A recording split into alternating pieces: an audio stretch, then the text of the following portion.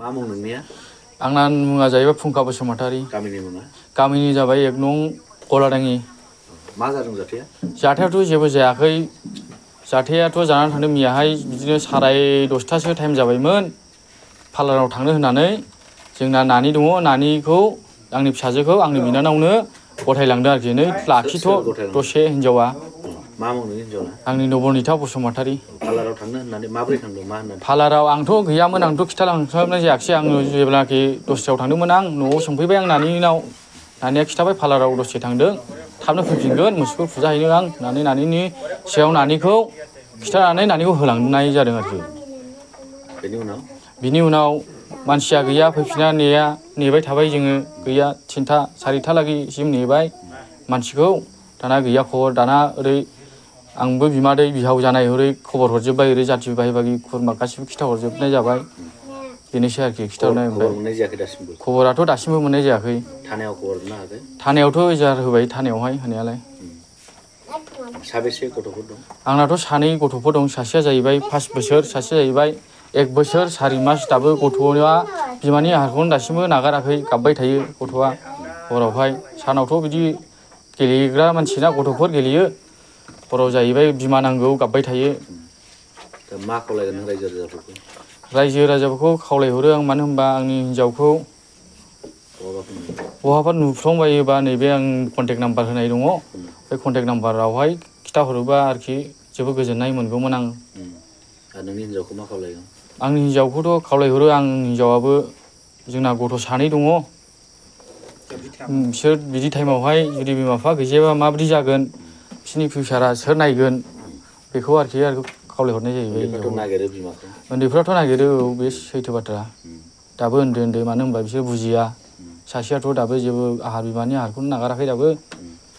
न'खराव माबाफोर दावराव दावसि जादों? न'खरावथ' दावराव दावसि जेबो गैयामोन। दा मा सन्देह खालामदों नोंथाङा? आंनि सन्देहआवहाय जाहैबाय, मानो होनबा आंनि सन्देहआव माने थांनाय मानि दस्राफोर आरोखि, बियो फेसबुक बायदिसिना माबायाव लोगो मोनलायनानै थांदों आरोखि। खबर आरोखि बिदि आरोखि, आंनि दाउ आरोखि।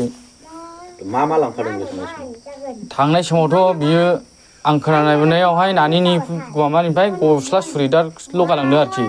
ओमफ्राय फैसा दंमोन आंना 25,000, ओमफ्राय बेखौबो लांफादों आरोखि। ओमफ्राय गावनावहाय बेसेबां दं बेखौ आं मिथिला।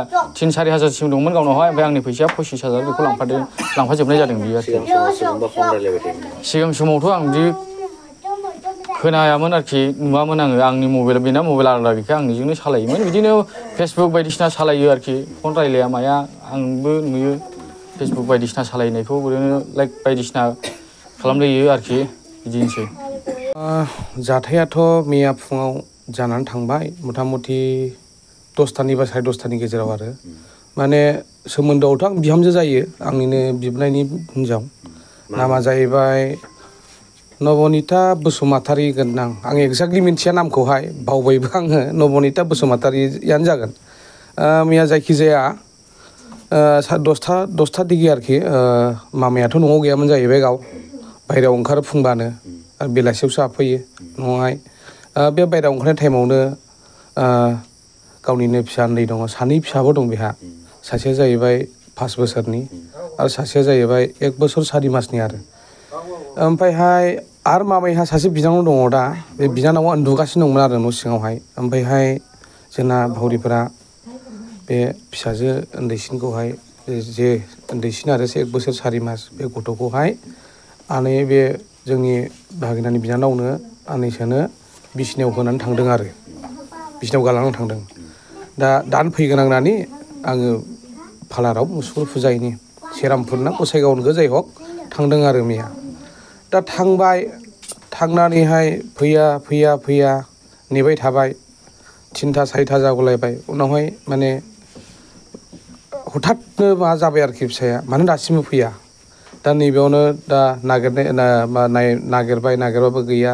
हजोंबो खबर लाहरबाय बिमा बिफानि न'आव, जेरावबो आरोखि बिबथै बियादै बिमा बिफा गासिबो खबर लाजोबबाय, गैया आरो। दा आंनि सन्देहआथ' मा बुंनो, दाथ' ससियेल मिडियायावहाय फेसबुक सालायनाय, इउटुब सालायनाय, बेफोरबायदि दिन। दा सोरजोंबासो खारफालांदों नामा, आंहा सन्देह दं आरो। दा बेखौबो मिथिया हौवाया सोर, दा खारफालांदोंहा आंहा बिराद 100आव 99% सन्देह दं आरो दा मा खावलायगोन दा खावलायनाया बेनो बिहामजोखौहाय आङो माने फिसा उन्दै दं दिनै सासे 5 बोसोरनिल' आरो सासे 1 बोसोर सारि मासनि दासिमबो बिहामजोआ फैफिननांगौ माने गथ' गथायनि मोखां नायनानै फैफिननांगौ आरो रायजो राजाखौ बेखौनो खावलायगोन आङो माहायबाफोर नुफ्लांबायोबा बे मामायनि कन्टेक्ट नाम्बार होनाय दंखायो बेयाव माने बिहामजोखौहाय खिथाहरफिननांगौ आरो लाबोनानै रायजो राजाफोरा होफैफिननांगौ आरो बे ससियेल मिडियानि गेजेरजों नुबाय बायोबा माहायबा लामा सामा नुबाय बायोबा बेखौ हमनानै दोननांगौ आरो खिथाहरनांगौ आरोखि